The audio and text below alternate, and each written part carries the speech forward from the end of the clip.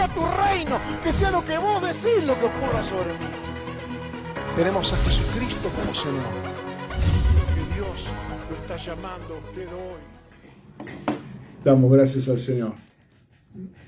Bendecimos al Señor que nos permite alabarle, que nos permite tener este tiempo, que nos ha permitido conocerlo, hermano. Miren, es tan tremendo establecer una relación con Dios. Y en esta relación que tenemos con Dios, tenemos tanto que aprender todavía, ¿no es cierto? Porque aquel que cree que, bueno, que ya está firme, que ya sabe, es tan importante que usted entienda el corazón de Dios. La Biblia dice que el principio de la sabiduría, el principio, digamos, de la sabiduría es el temor de Dios. Pero la inteligencia, el entender, la inteligencia es el conocimiento de Dios. Conocer a Dios te permite entender. Yo quiero hoy compartir con ustedes un ejemplo, tal vez un ejemplo de errores, ¿no? de nuestros héroes. Tenemos nuestra lista de héroes de la fe que no son los millonarios de Wall Street, ¿no? Como algunos que predican, no sé, a Steve Jobs, a Bill Gates, o a Bezos, o alguno de esos multimillonarios, y parece que hay una nueva lista de héroes de la fe que son los que han tenido éxito económico, ¿no? Pero nosotros tenemos nuestra lista de héroes de la fe, los que han caminado con el Señor y han caminado por fe. Tenemos a Abel, que ofreció un sacrificio más excelente que el que ofreció su hermano Caín, a Enoc, que caminó con el Señor, a Noé, que a pesar de que lo que Dios le decía era una cosa imposible de verificar, él igual trabajó denodadamente con una meta, con una visión, y esperando algo inesperado, porque una lluvia no había existido antes, nada parecido. Y nos encontramos con Abraham, con Moisés, con cada uno de los héroes. Y hoy quiero hablarles de David. Yo realmente David es alguien que durante mucho tiempo fue mi motivo de estudio, ¿no? Reconozco esto. Yo tuve dos grandes motivadores en la palabra. Cuando era muy chiquito me apasionaba que había un profeta que se llamaba Daniel, ¿no? Entonces yo me leí el libro de Daniel 500.000 veces, ¿no? Pero después me atraparon dos personajes. Cuando estaba recién casado, los primeros años de mi matrimonio, asumiendo responsabilidades, que justamente comenzó la iglesia de San Luis en ese momento, porque nosotros nos casamos con Marga en el año 87 y en el año 88 ya estábamos al frente de una obra en San Luis ministrando, apenas 27 años, y trabajando para el Señor. Nació Marianela en ese tiempo también, un año después, y claro, yo tenía en ese momento necesidad de aprender de muchas cosas que no había tenido, lamentablemente, tutores, no había tenido mentores que me hayan ayudado a mí, sino que fui zambullido en el ministerio, ¿no? Así nomás, bautizado en el ministerio, sumergido en el ministerio de un día para el otro. Y mi referente en ese momento era David. Entonces leía mucho acerca de David, de cómo David resolvía, de cómo David adoraba y exaltaba al Señor después de sus victorias, y cómo él tenía claro que sus victorias eran del Señor, un hombre que tenía tan claro. Y yo pensaba en David como alguien qué maravilla poder tener una relación así, que no se te pegue nada de vanagloria, ¿no? Que no te creas, que no te la creas, que sepas siempre que es el Señor el que está moviéndote, el que está dándote las victorias, ¿no? El que te sacó de ese rebaño desconocido donde nadie daba, digamos, como dirían hoy, nadie apostaría por vos, nadie pondría plata a tu favor, y te convertiste en el rey de Israel. Y después, durante mucho más tiempo y de una manera bastante más intensa, me apasionó estudiarlo a Pablo, ¿no? ya cuando comenzó el ministerio a tomar forma y empezamos a ordenar a los primeros ancianos, a los primeros pastores, a los líderes, a las personas con las iglesias que hemos plantado en diferentes lugares, que gracias al Señor hemos tenido la oportunidad de colaborar en la plantación de iglesias en muchos lugares. Fue Pablo mi referente, mi faro, ¿no? Obviamente, tratando de imitarlo a él, como él dijo, ¿no? Sed imitadores de mí, como yo de Cristo. Me pareció un desafío interesante. Dije, bueno, a ver en qué se puede imitar a este hombre, que de alguna manera nos baja un poco el referente de Cristo, ya que es tan inalcanzable el Señor. Pero los hombres de Dios no son inalcanzables, el Señor es inalcanzable. El mismo espíritu que estaba en Pablo, el mismo espíritu que estaba en David, está en nosotros, tenemos el mismo espíritu de Dios. Usted tiene que entender que cuando usted ora y pone en marcha el espíritu de Dios, es el espíritu que hizo descender fuego del cielo con Elías, el que abrió el Mar Rojo, el que guió a los israelitas en el desierto, el que inspiró las escrituras, cada uno de los salmos, de los proverbios y toda la sabiduría escrita, toda inspirada por el mismo Espíritu de Dios. Debemos honrar al Espíritu Santo de Dios que está en nosotros, tratando permanentemente de darle el lugar, porque Él nunca se va a imponer, a menos que nosotros se lo pidamos. Y esto quiero que usted lo tenga en cuenta. David fue lleno del Espíritu Santo a partir del momento en que fue ungido por el profeta Samuel. Eso es lo que dice la palabra.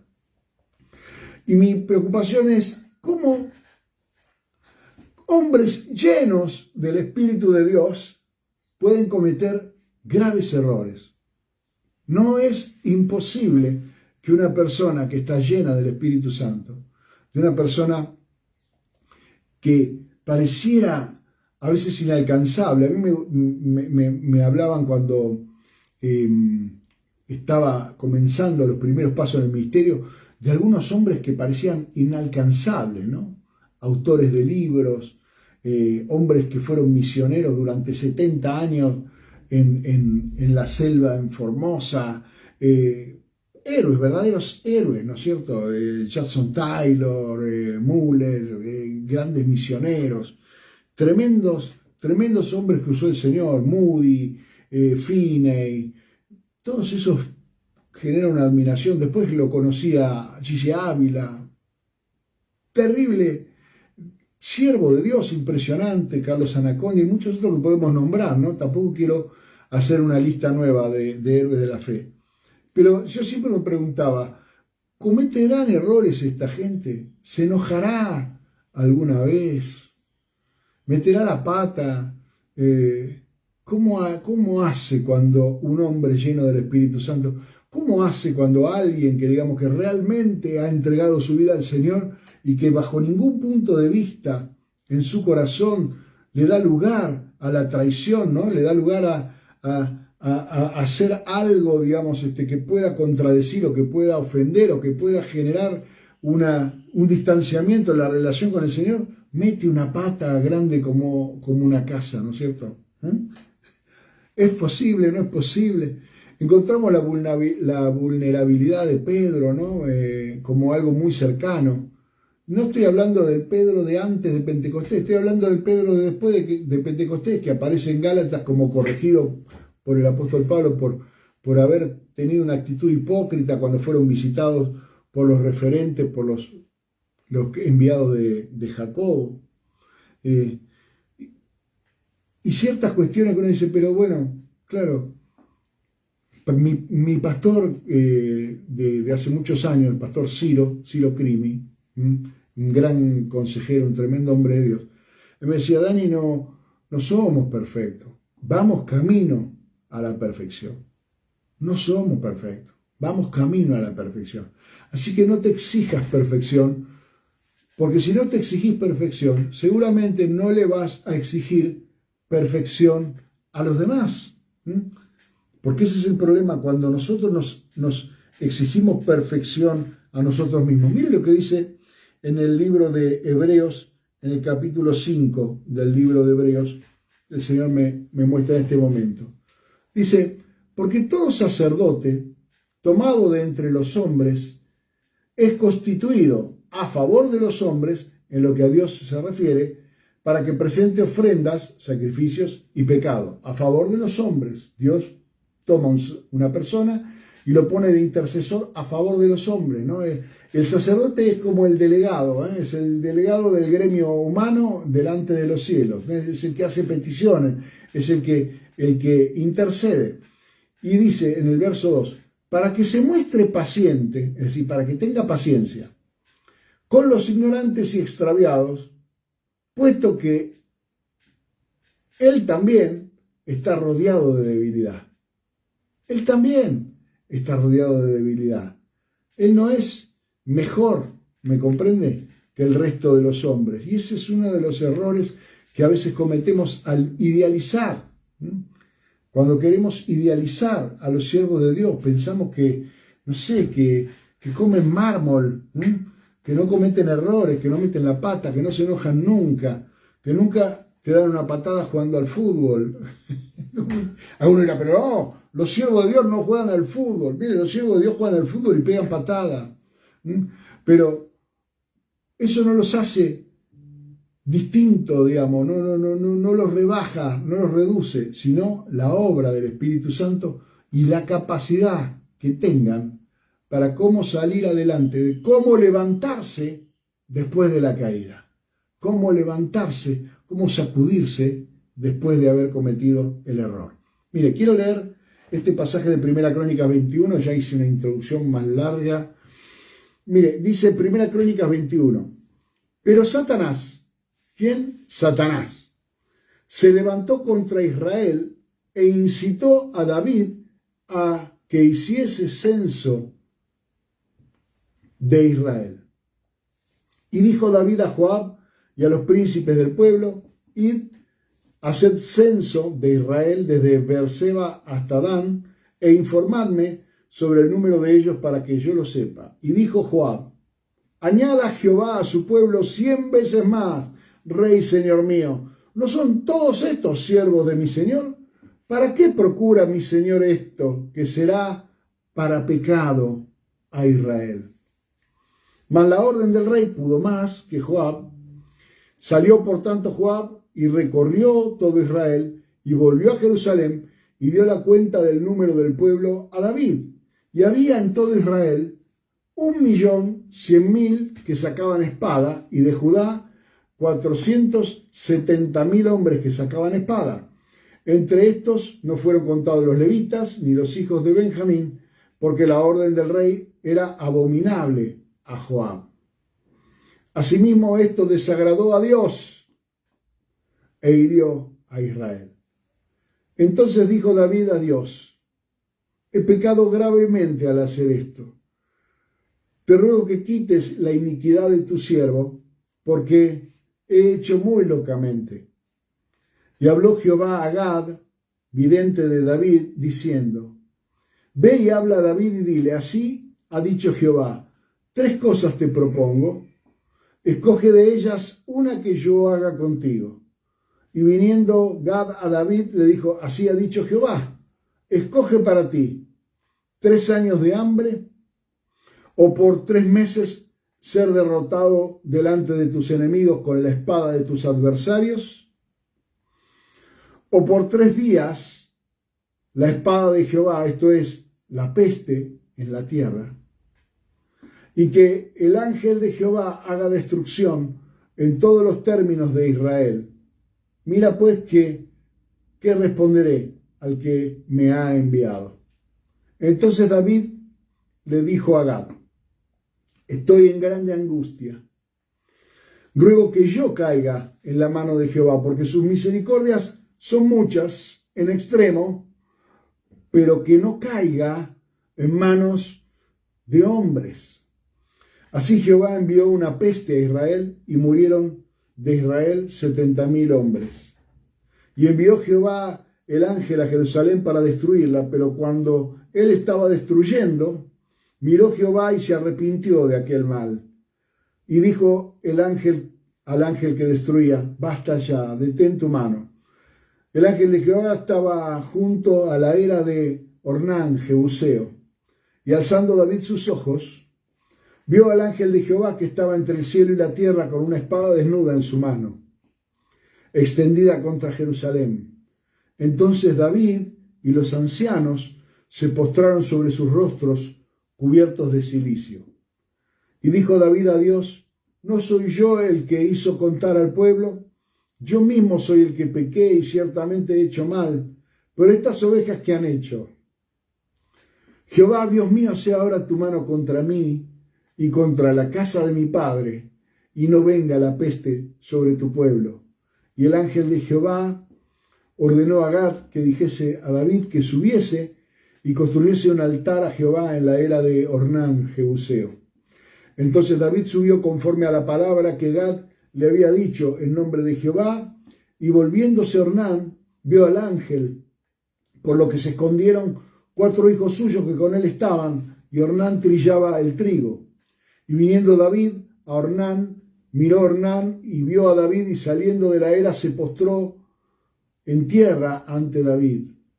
Entonces dijo David a Ornán: dame este lugar de la era para que edifique un altar a Jehová, dámelo por su cabal precio, para que cese la mortandad en el pueblo. Y Ornán respondió a David: tómala para ti, y haga mi señor el rey lo que bien le parezca, y aun los bueyes daré para el holocausto, y los trillos para leña, y trigo para la ofrenda, yo lo doy todo. Entonces el rey David dijo a Ornán: no, sino que efectivamente la compraré por su justo precio, porque no tomaré para Jehová lo que es tuyo, ni sacrificaré holocausto que nada me cueste. Y dio David a Ornán por aquel lugar el peso de 600 siclos de oro, y edificó allí David un altar a Jehová, en el que ofreció holocaustos y ofrendas de paz, e invocó a Jehová, quien le respondió por fuego desde los cielos en el altar del holocausto. Y entonces Jehová habló al ángel, y éste volvió su espada a la vaina. Viendo David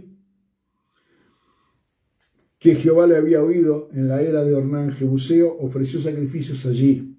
Y el tabernáculo de Jehová que Moisés había hecho en el desierto y el altar del holocausto estaban entonces en el lugar alto de Gabaón.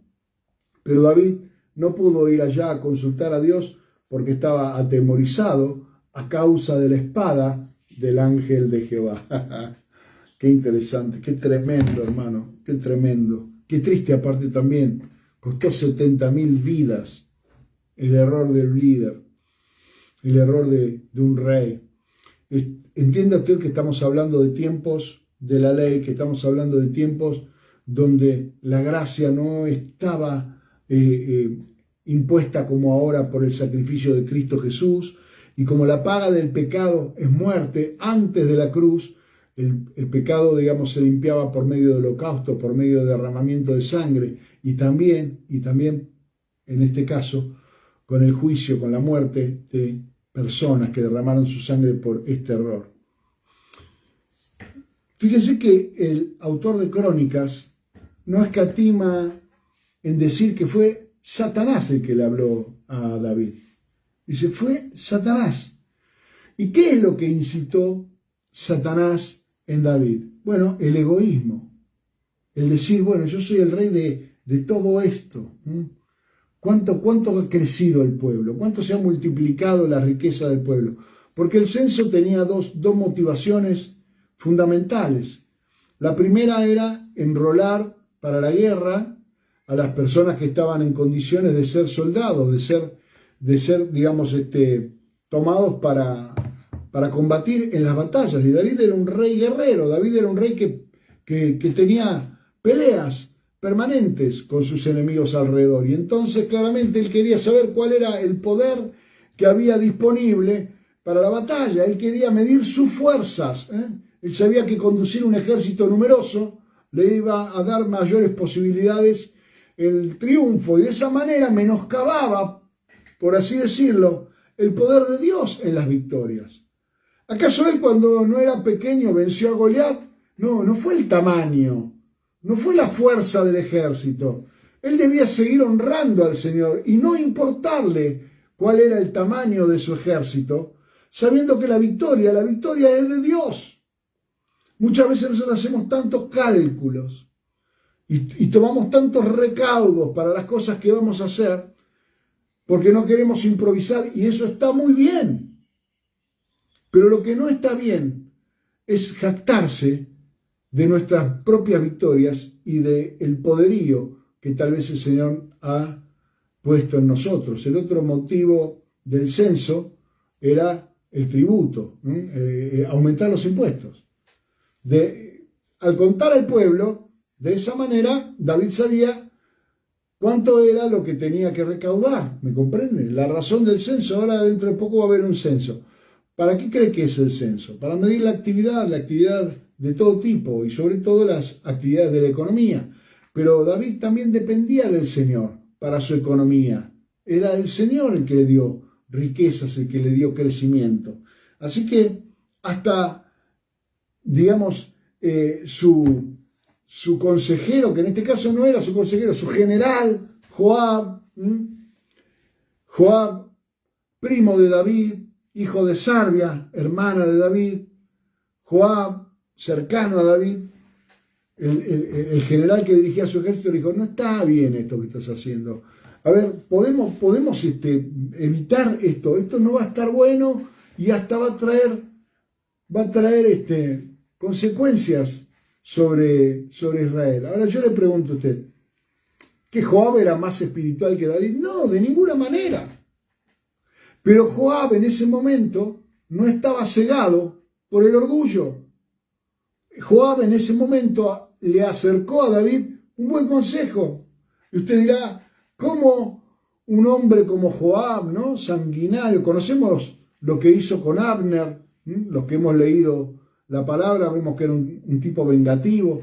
Sabemos cómo Joab desobedeció respecto de Absalón, y aunque el rey David le pidió que no lo maten, Joab mató a Absalón, no obedeció al rey, y el rey no tomó consecuencias contra Joab, sino que fue una decisión de batalla, fue una decisión de guerra, no le gustó, le cayó recontra mal, pero respetó la autoridad delegada a su primo Joab en el manejo del ejército, a pesar de que le desagradó mucho lo que hizo. Joab no era mejor que David, pero en este momento tenía un buen consejo. A veces Dios usará a alguna persona a nuestro alrededor que pruebe nuestro orgullo. ¿Por qué? Yo creo que tal vez David debe haber pensado: ¿y este Joab a quién le ganó para venir a darme consejos a mí? Aunque el consejo era bueno. Y a veces, cuando el egoísmo y el orgullo se mezclan, entonces es como hemos dicho ya en algunas veces, es como ese pegamento que tiene el pomo A y el pomo B, ¿no? El que pega y el que endurece, el que genera la adhesión y el que genera el endurecimiento. Y el orgullo hace que el pecado, el egoísmo hace que el pecado se nos pegue, que atraemos el pecado. El origen de todo pecado es el egoísmo, pero es el orgullo el factor principal por el cual no podemos salir adelante después de la caída. Porque el orgullo endurece el corazón y entonces se pierde la capacidad del arrepentimiento. Al punto tal, Joab estaba seguro de que esto que David le había ordenado era un error, que ni siquiera contó una tribu. Usted dirá, bueno, no contó a los levitas. Por dos razones no contó a los levitas. Pues los levitas no pagaban impuestos y porque los levitas no iban a la guerra. O sea, si no tenía sentido aunque debía contarlos, no los contó. Porque sabía cuál era el objetivo de David. Y no contó a la tribu de Benjamín. ¿Por qué no contó a la tribu de Benjamín? Dirá usted, porque la tribu de Benjamín eran los descendientes de Saúl. Y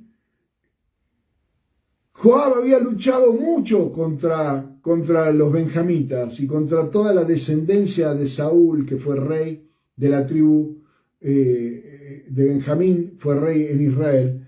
Así que él dijo, lo hizo de mala gana, ¿me comprende? Dijo, no voy a contar a esto porque esto en definitiva ni pagan impuestos ni van a la guerra. Y a estos otros, ¿qué voy a ir a casa por casa a contar a estos tipos con lo cual estuve en guerra durante tanto tiempo. No lo hizo, lo hizo de mala gana. Pero David se dio cuenta al ver la forma en que esto iba aconteciendo, ¿no? Porque uno tiene que medir los resultados, el fruto de las decisiones que toma. Cuando él vio el fruto, se dio cuenta que esto les desagradó a Dios. Entonces tuvo una convicción de pecado tardía. Tuvo una convicción tardía de pecado, tuvo oportunidad de arrepentirse.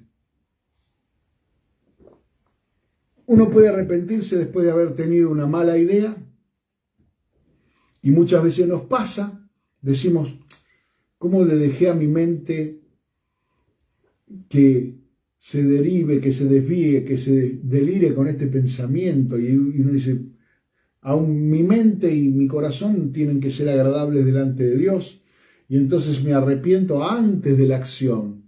Pero la Biblia dice, aquel que miró a una mujer para codiciarla, ya adulteró, ¿me comprende? Ahí nace el pecado, nace en la mente, en el corazón. Y ahí entonces tenemos una oportunidad de arrepentirnos antes.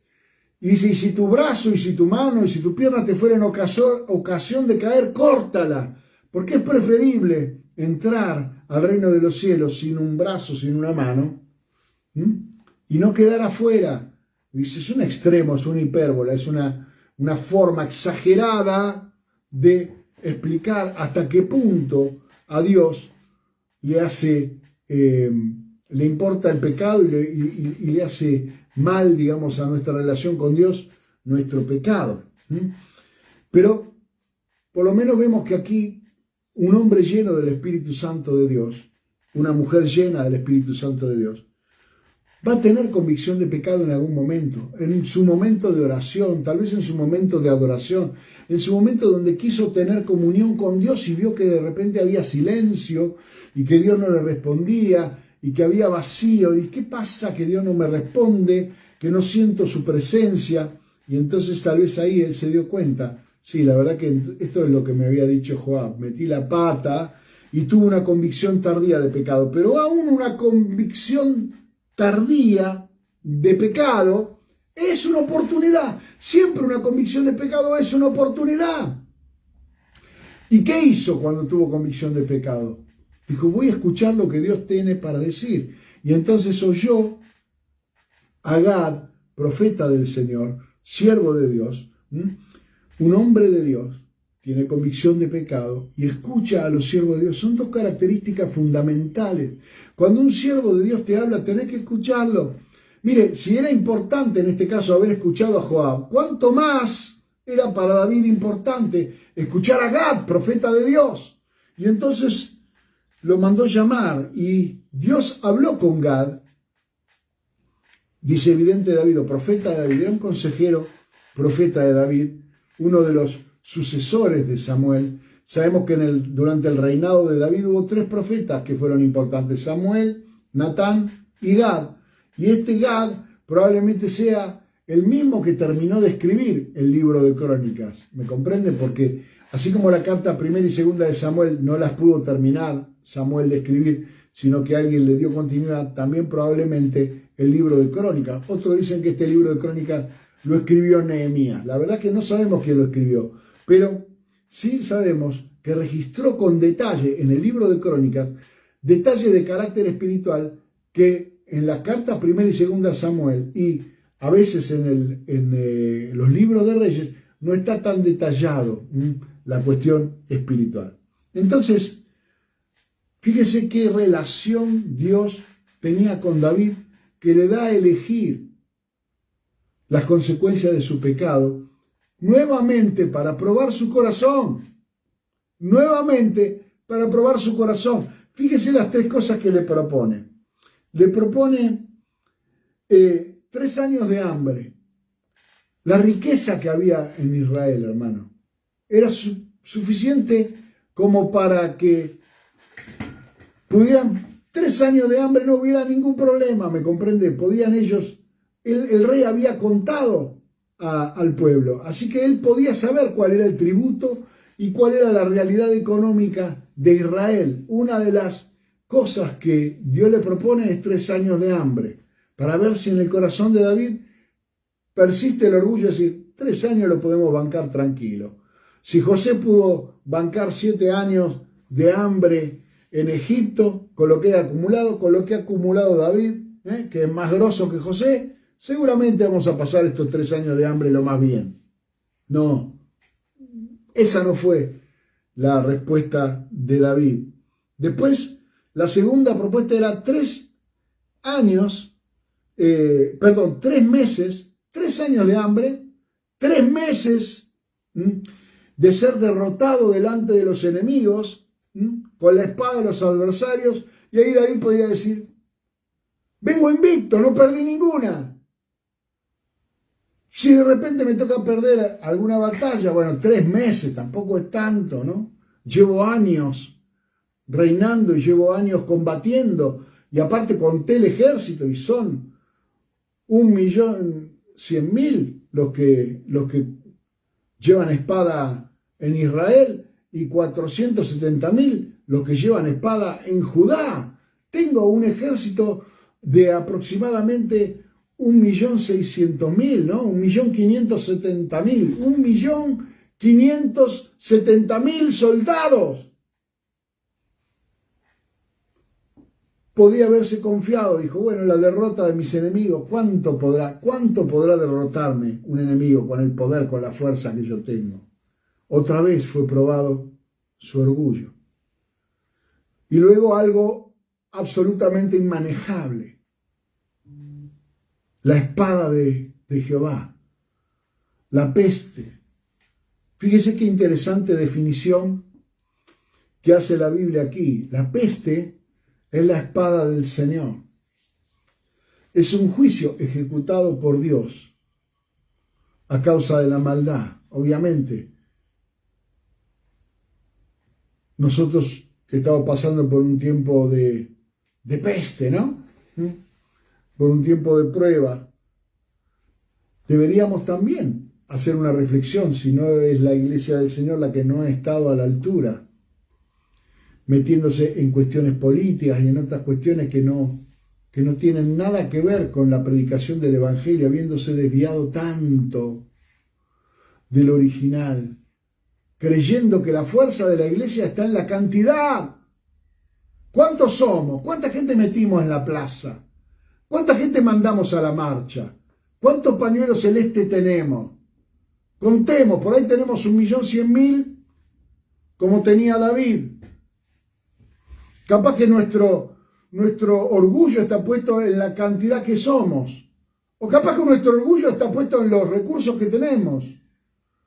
Porque tenemos canales de televisión, porque tenemos radios, porque tenemos enormes templos, porque podemos alquilar estadios y lugares grandes. Y tenemos muchos recursos económicos y tal vez le vamos a ganar al enemigo en su propio terreno, en su propia cancha.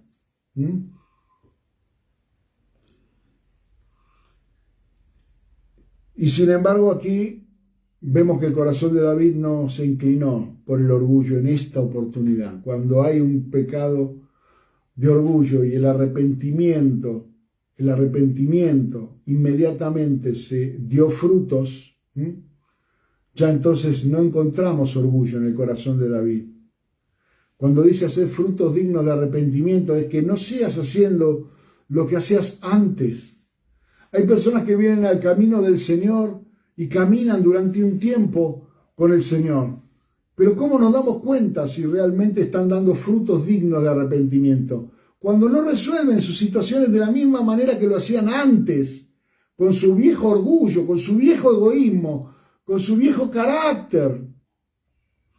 Entonces David dijo, no, estoy en grande angustia. La verdad que estoy apretado por esta situación, no tengo salida, me siento agobiado, me siento angustiado, estoy estrecho, no sé qué hacer con esta situación, pero prefiero por experiencia, por lo que mi corazón me dicta, caer en la mano de Dios y no en la de los hombres.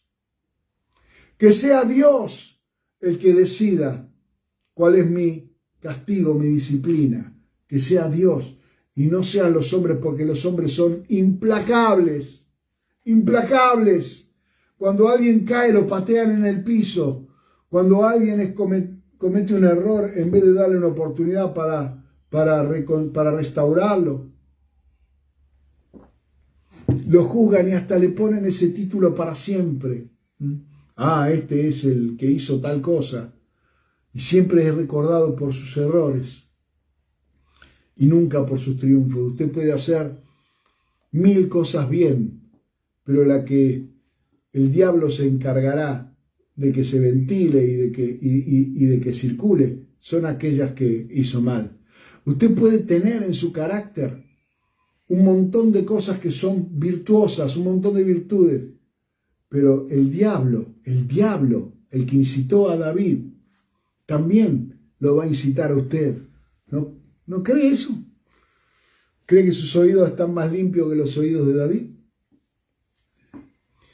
El diablo habla todo el tiempo sin pedir permiso. El Espíritu Santo necesita que le permitamos hablar, que se lo pidamos. Para eso es la oración, para darle a Dios una invitación de que nos hable. Pero el diablo te hablará todo el tiempo. Él no tiene problema de invadirte, él no es un caballero. Y entonces podemos ver aquí que David dijo, no, prefiero caer en la mano del Señor, que sea el Señor el que diga. La ley de la siembra y la cosecha se cumplió. David quiso contar al pueblo y la pérdida fue en el pueblo. Murieron 70.000 hombres en Israel. Pero David, conociendo el corazón de Dios, Dios se arrepintió de eso. ¿Cómo es posible que Dios se arrepienta si Dios no comete errores? No, Dios se arrepiente porque es humilde. Dios se arrepiente porque en su corazón Dios es lento para la ira y grande en misericordia. La misericordia de Dios vence el juicio. Es lo que dice la palabra. Si Dios fuera siempre justo con nosotros, pues entonces no habría quien se levante delante de Dios. Pero es por su misericordia que somos levantados. Y David conocía esta parte del corazón de Dios. Conocía a Dios, por eso fue inteligente. Su decisión fue inteligente, porque el conocimiento del Altísimo es la inteligencia. Dijo, prefiero caer en la mano de Dios, porque Dios probablemente se arrepienta. Dios probablemente, aquí la palabra que se utiliza como arrepentimiento, es como dar una vuelta, ¿no? En el Nuevo Testamento la palabra es tener una mente mejor, una idea mejor, pensar mejor.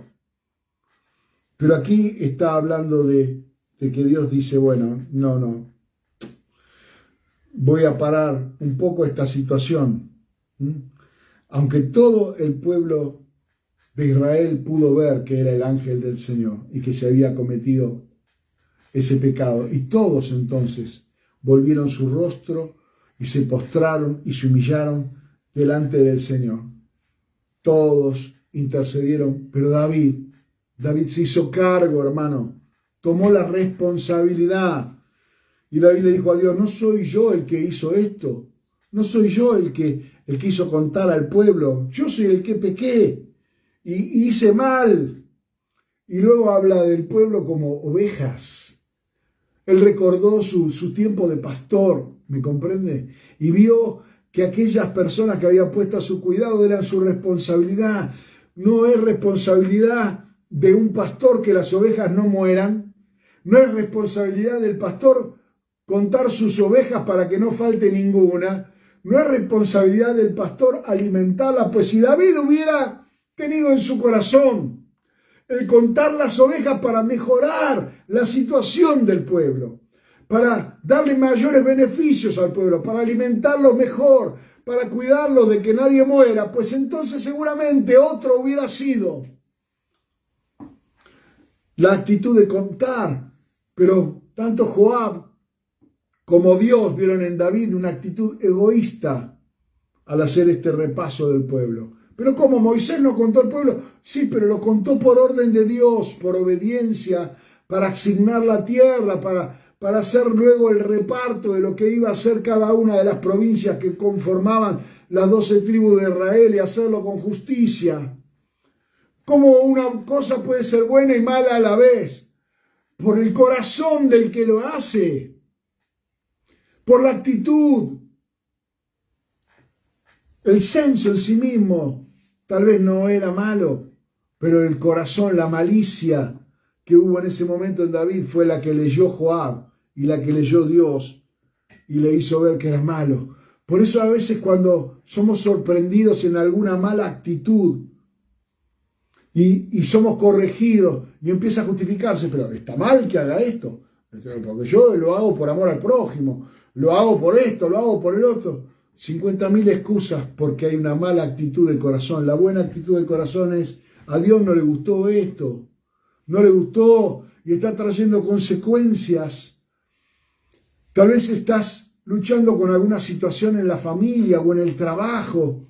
Hay algo que yo quiero decirte hoy, tal vez a Dios no le gustó, pero no es que no le gustó porque no es algo que todo el mundo hace. No le gustó por la actitud con la que vos lo estás haciendo, por la forma en la cual Él está viendo que ahí hay no solamente egoísmo, que es la raíz de todo pecado, sino que también hay un orgullo ahí que no te permite darte cuenta que no es cuestión de que todos lo hacen, es cuestión de lo que vos hagas, con la responsabilidad que vos tenés, con la autoridad que vos tenés, con el rol que vos tenés que cumplir, que yo tengo que cumplir. ¿Me entiende? Entonces, Dios le da a David una instrucción de comprar un terreno y ofrecer holocausto en un lugar. Sabemos que ese lugar no era cualquier lugar. En ese lugar después se levantó el templo. Fue el lugar donde Dios escogió para poner el templo. Y Dios no quería que el templo se ponga en un lugar regalado. Dios quería que el templo estuviera en un lugar que fuera comprado, que fuera un sacrificio, fuera verdaderamente una ofrenda. David lo entendió. Dijo: no, si esta macana me la mandé yo, ¿cómo voy a ofrecer a Dios sacrificios con bueyes ajenos en un terreno ajeno? Mire, hermano, ay, Dios santo, ¿cuántos siervos de Dios, si vienen y le ofrecen la llave, harían lo que hizo David? O ofrendar con ofrenda ajena, o ayudar a los demás con dinero que no es propio, que es recaudado de otros, de terceros. No, David puso su corazón y puso lo suyo, porque él sabía que la responsabilidad era de él. No tomaré para Jehová lo que es tuyo. Y yo te lo digo como siervo también a vos. Yo no tomaré para el Señor lo que es tuyo. No lo voy a hacer.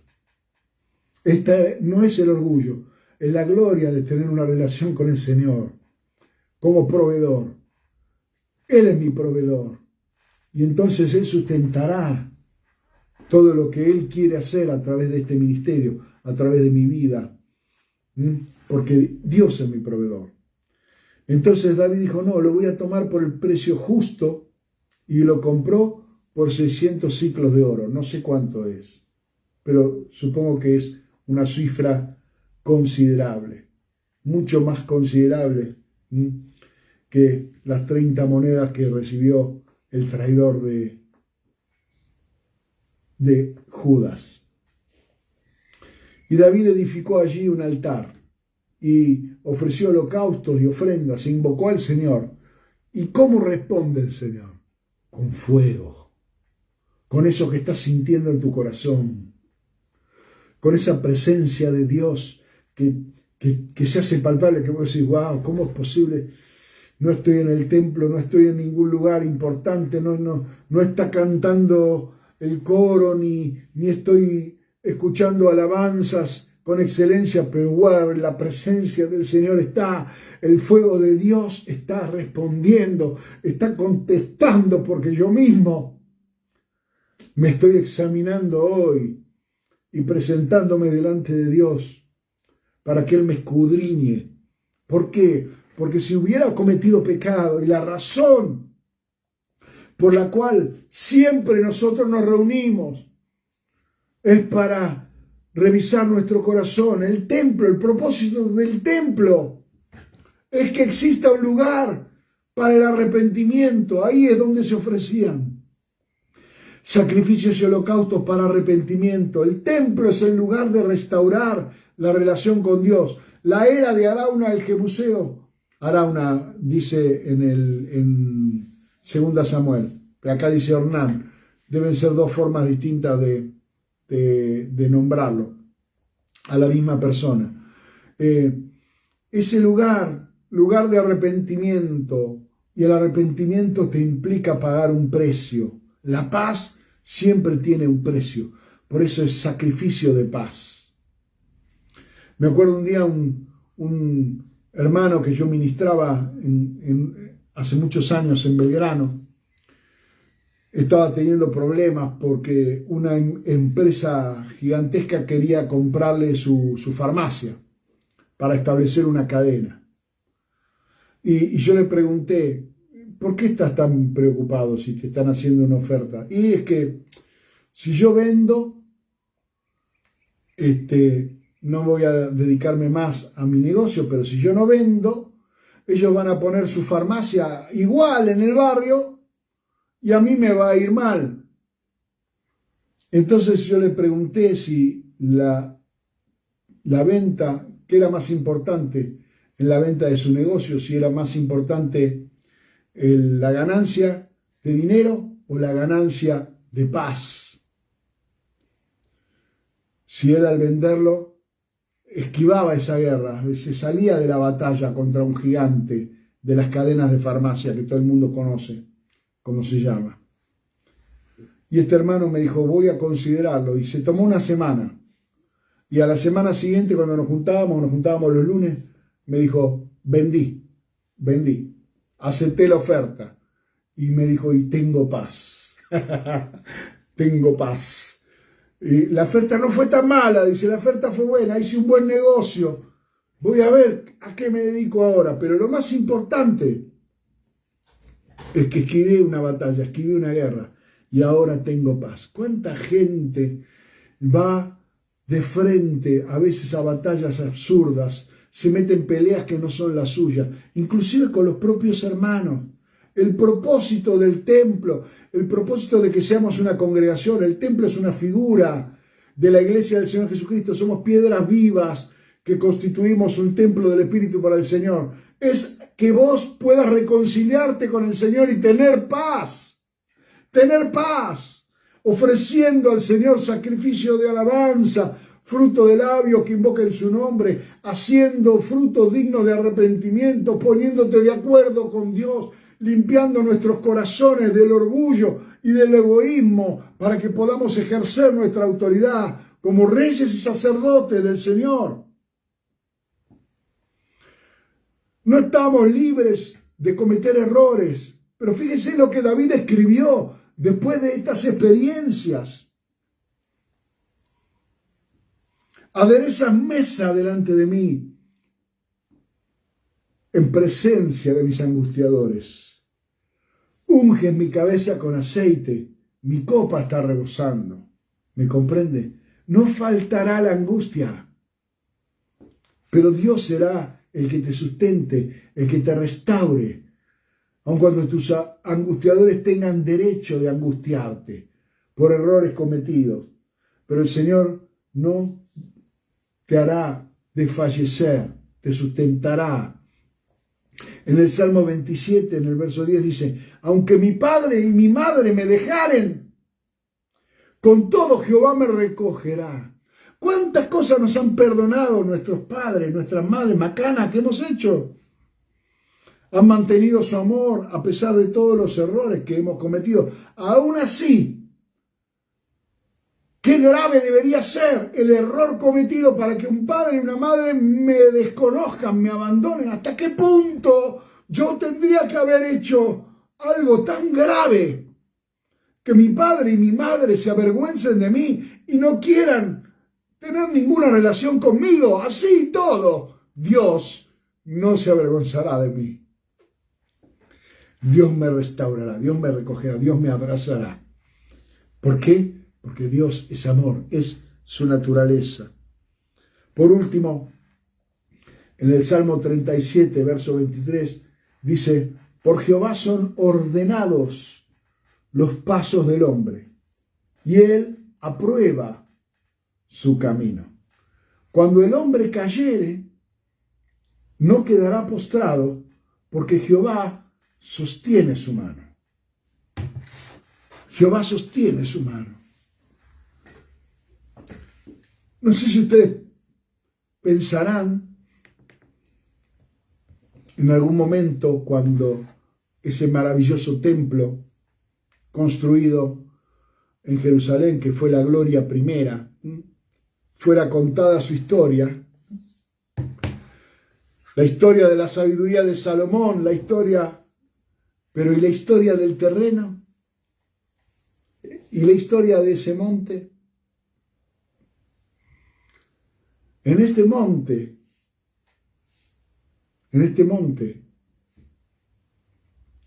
donde Dios detuvo la mano de un ángel con espada desenvainada, que trajo mortandad.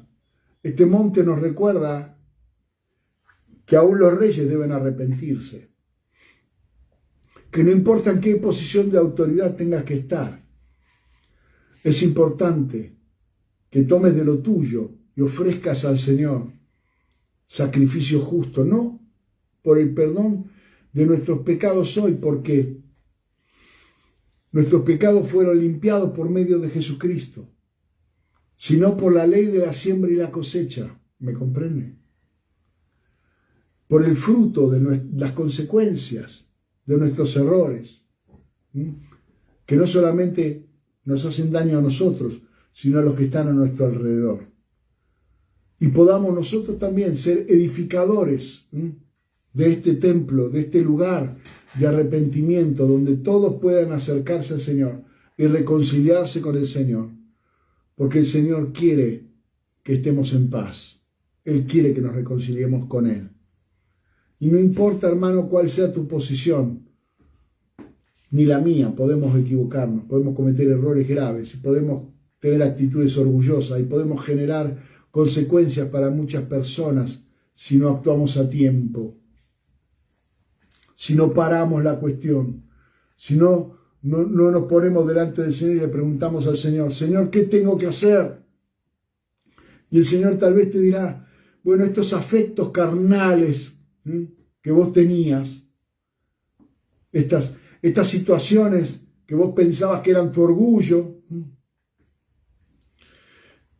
vas a tener que sacrificarlas, vas a tener que entregarlas, vas a tener que presentarlas. Y te va a costar.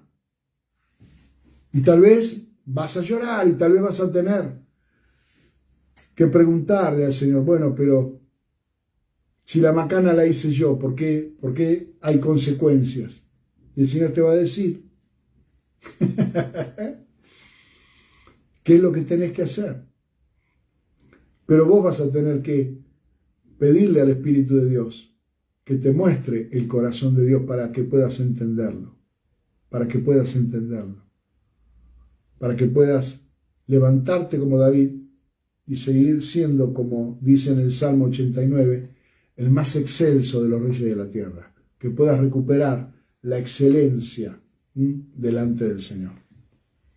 Creo que esta palabra también he sentido mientras la ministraba, una fuerte presencia del Señor que le da carácter profético también a la palabra. No es simplemente una enseñanza, un cuentito que yo le conté, un relato, sino hay algo que Dios te habló directamente a tu corazón en esta mañana.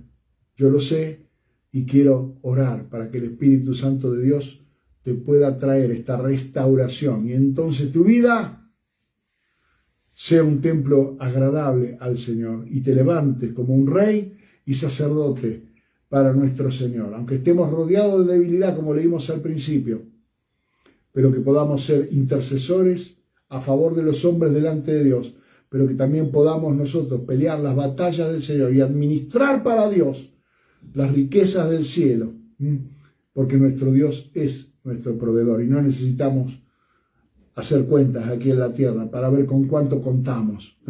Contamos con recursos ilimitados, porque nuestro proveedor es el Dios del cielo. Padre, te damos gracias en el nombre de Jesús.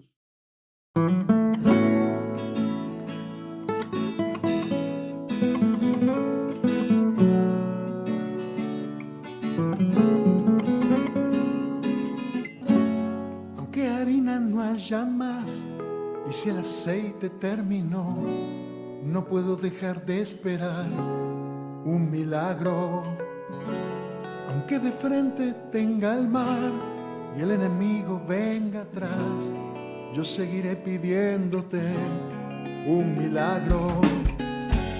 Aunque la tumba se cerró y el cuarto día ya llegó, no puedo dejar de esperar un milagro. Espero un milagro.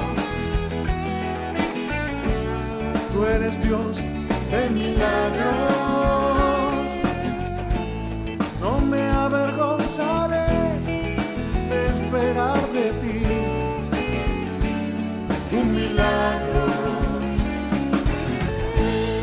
Espero un milagro.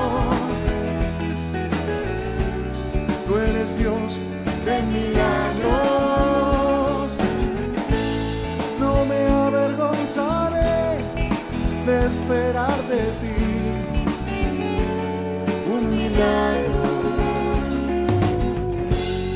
Que gruña como un león el enemigo Satanás, en Jesucristo el vencedor voy a confiar. Espero un milagro. Tú eres Dios de milagros. No me avergonzaré de esperar de ti un milagro. Espero un milagro. Tú eres Dios de milagros. No me avergonzaré de esperar de ti un milagro.